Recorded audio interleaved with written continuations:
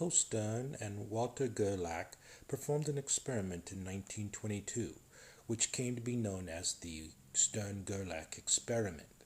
It showed that electron spin was either spin up or spin down. It was an odd finding because most scientists at the time thought electrons would spin at any angle, maybe spin up or spin down or spin sideways or 1/3 up or 1/4 up or 1/4 down, maybe 1/5 up or down or some odd unpredictable spin depending on the amount of energy. But the experiment showed conclusively that 100% of the time the spin was either up or the spin was either down. This was very confusing to the scientists, and it was the beginning of what was to become known as quantum physics. Today, scientists know that the electron does only have two spins, up or down, up or down, up or down. Nothing else. There's no 1/4, 1/2, or 3/4, or 1/2, or 5/4, or 7/8 or anything. It's always up or down. Why is this so? What forces energy to be emitted in quantum amounts? Well, I believe it's because the universe is expanding, and the expanding universe forces the photon to be created in quantum amounts of energy. The universe is fractal in nature and expands as tiny bubbles. Each bubble has dimensions of time, space, and gravity and contain energy. The universe expands as a matrix of space, time, and gravity. And within each of these bubbles of expanding space, there are various amounts of energy. For example, you could have 4 amounts of energy distributed among a matrix of 16 bubbles to produce 4 different rows and columns of varying amounts of energy. When energy enters this region of expanding space, a photon will be emitted or not, depending on the amount of energy contained within each bubble of expanding space.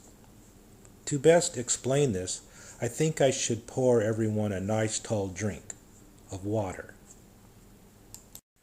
Let's go classical physics and let glasses of water represent themselves as non-relativistic energy. If we let water represent energy and a full glass of water represent a quantum of energy, then we can start with various amounts of water in one glass and pour water out of another glass to create a full glass of water in the starting glass. In this way, we can measure the water poured from the second glass to indirectly measure the starting amount of water in the first glass.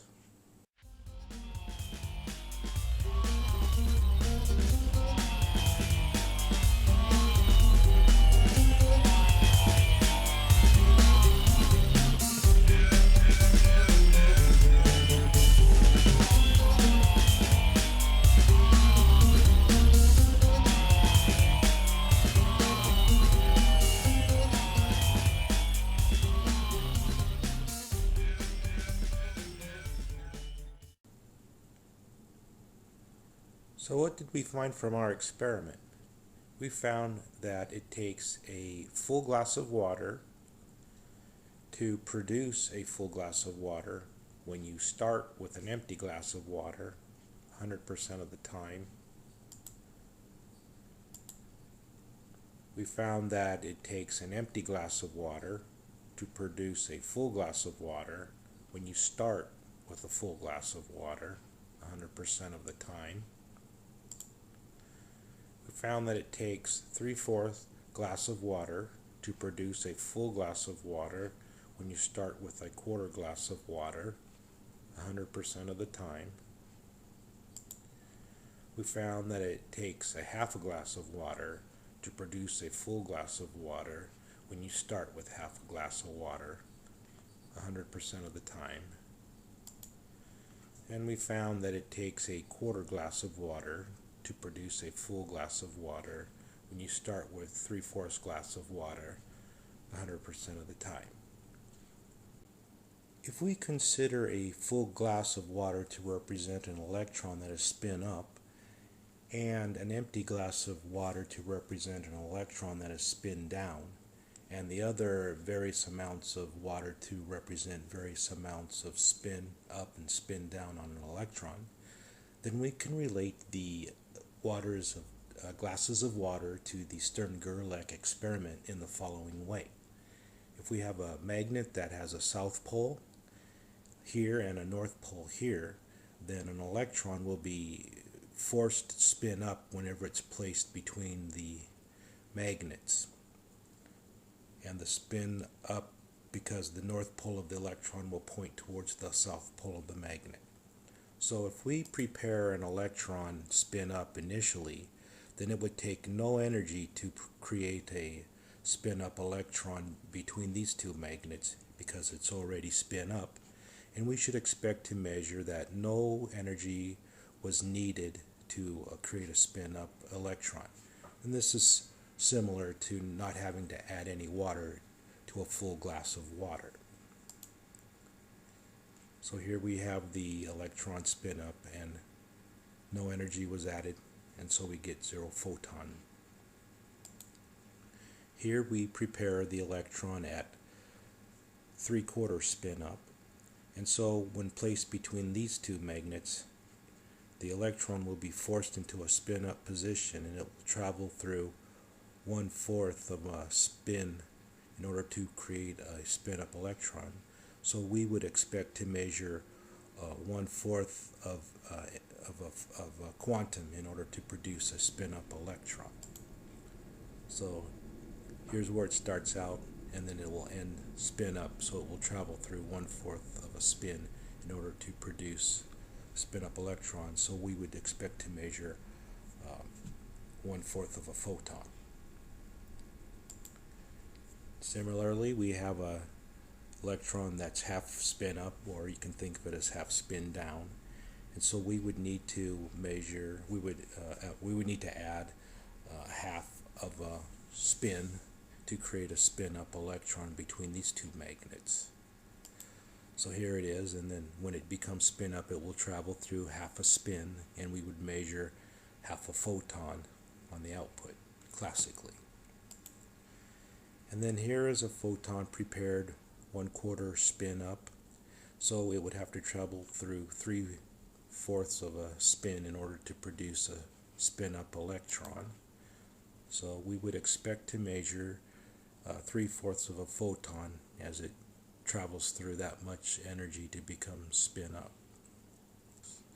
And then this electron is spin down, and so we would have to travel through a full photon in order to become spin up. So when we place it between the magnets, it will have to travel through a complete spin to become spin up, and so we would measure 1 full photon of energy on the output.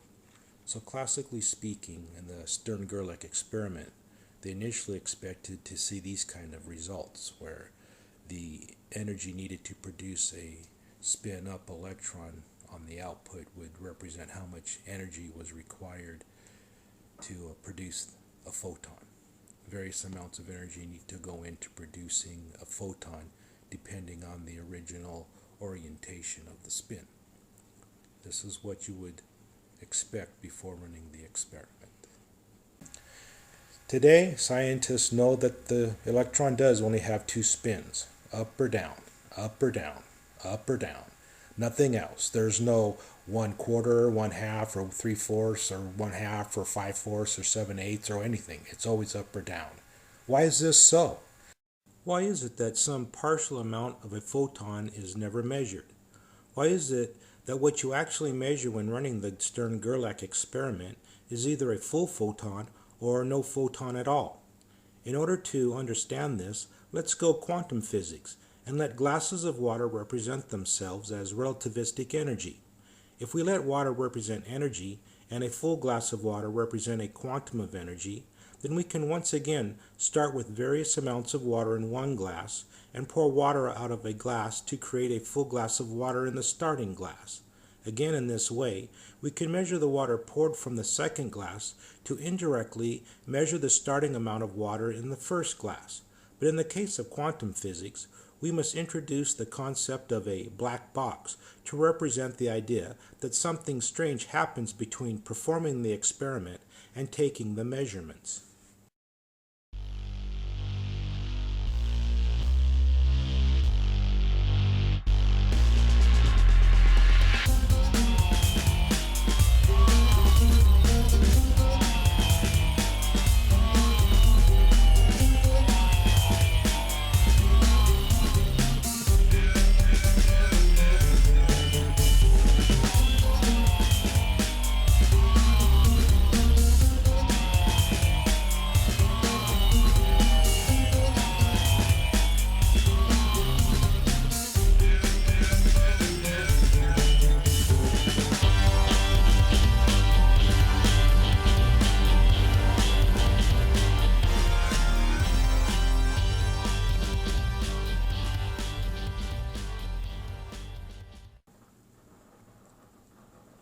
So what did we find from our experiment?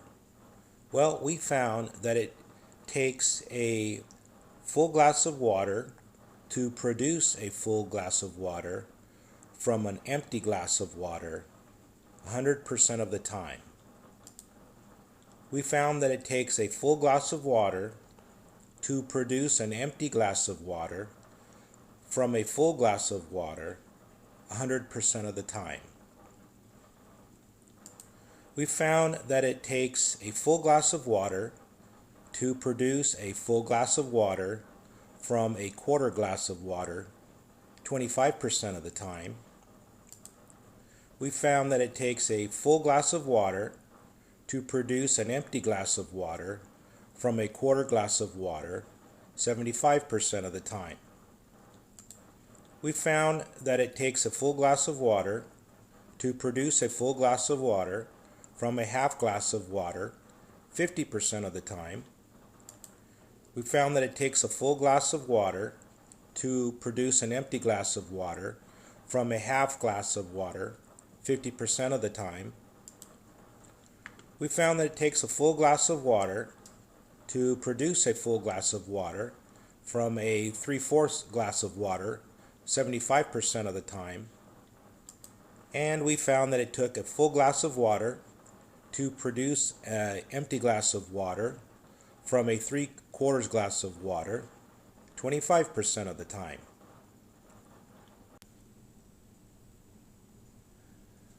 What is going on behind the black box?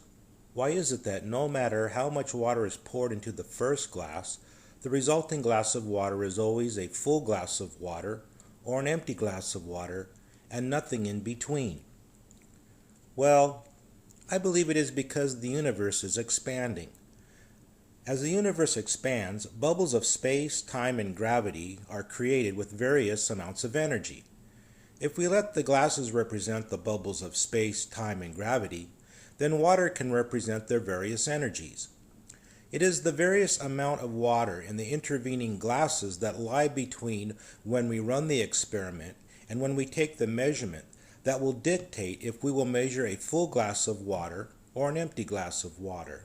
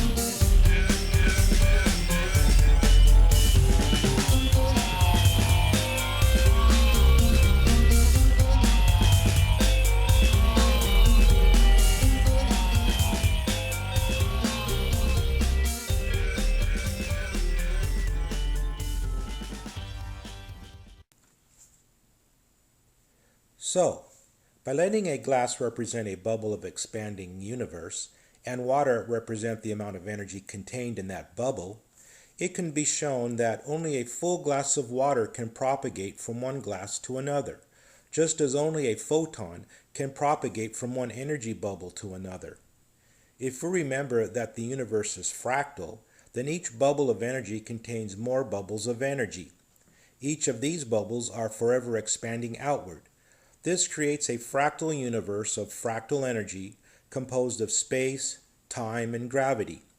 It is the photon that traverses this fractal landscape in quantum amounts by tapping into this endless supply of energy. So now let's convert from glasses of water to bubbles of energy and arrange these bubbles into a lattice. If we add various amounts of energy to each of these bubbles, then we can use this lattice to fully understand the quantum nature of the photon.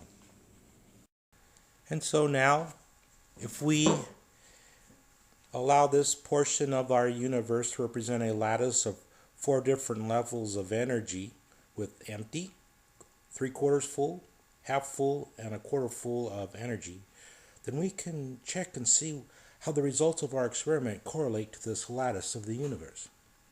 In the first case, we can create a spin-up electron from a spin-down electron, and we would start with this particular row of the lattice.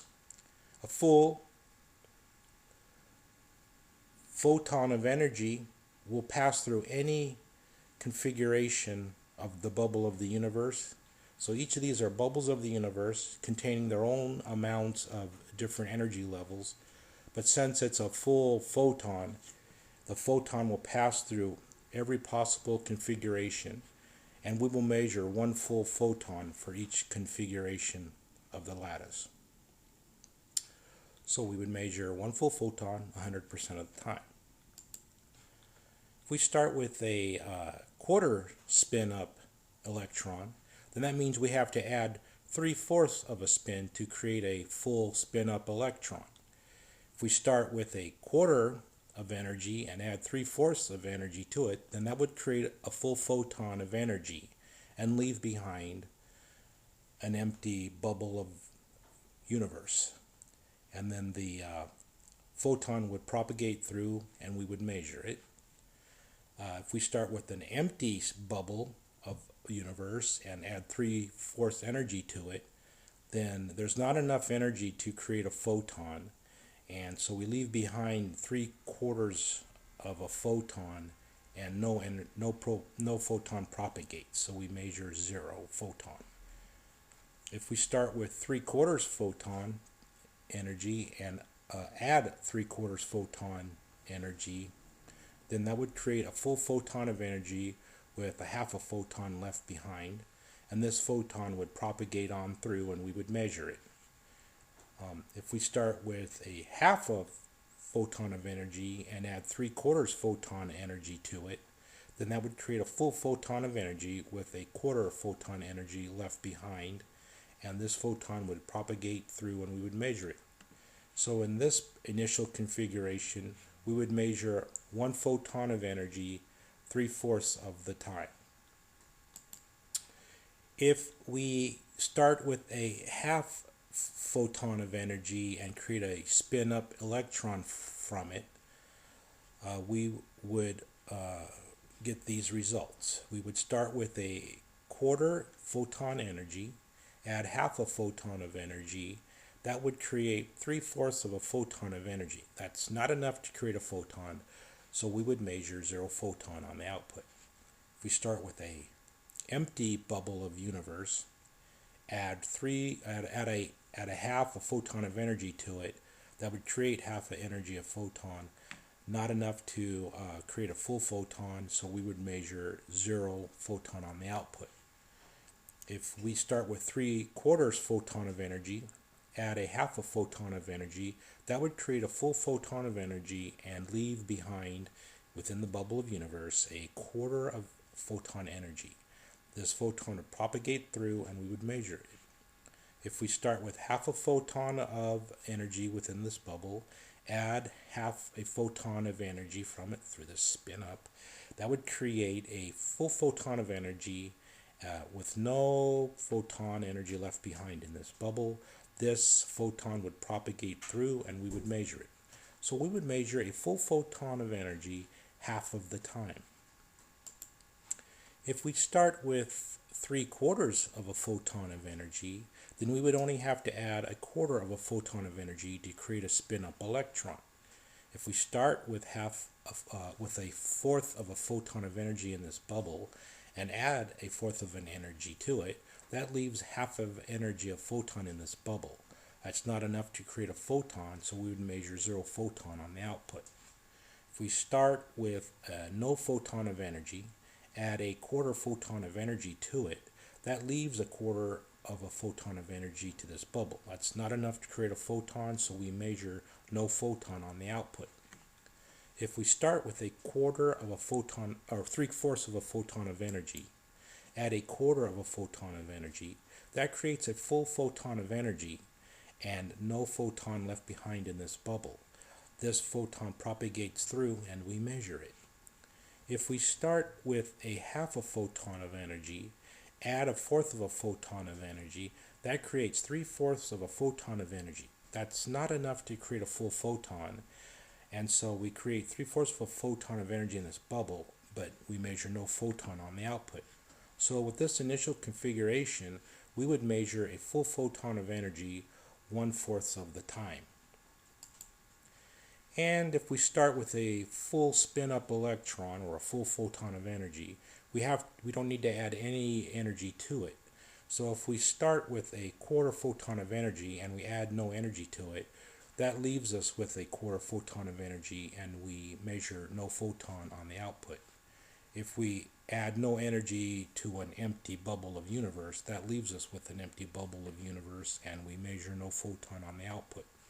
If we start with 3/4 of a photon of energy in this bubble of universe and add no energy to it, that leaves us with 3/4 of an energy of bubble universe and we measure no photon on the output. If we start with half a bubble of a photon energy in this bubble of universe and we add no energy to it, then that leaves us with a half a photon of energy in this bubble of universe and we measure no photon on the output. So when we start with this initial configuration, we will measure no photon on the output 100% of the time. And so what we have then as a final result is that in the experiment, with the quantum results of the Stern-Gerlach experiment, we either get no photon of energy or full photon of energy, and all of the partial amounts of photon energy are left behind in the lattice of the universe. We can only measure these two outputs, and the rest of the possible outputs never propagate through to reach us. And this is because the universe is expanding. It's all because the universe is expanding, an expanding universe. That is why this happens.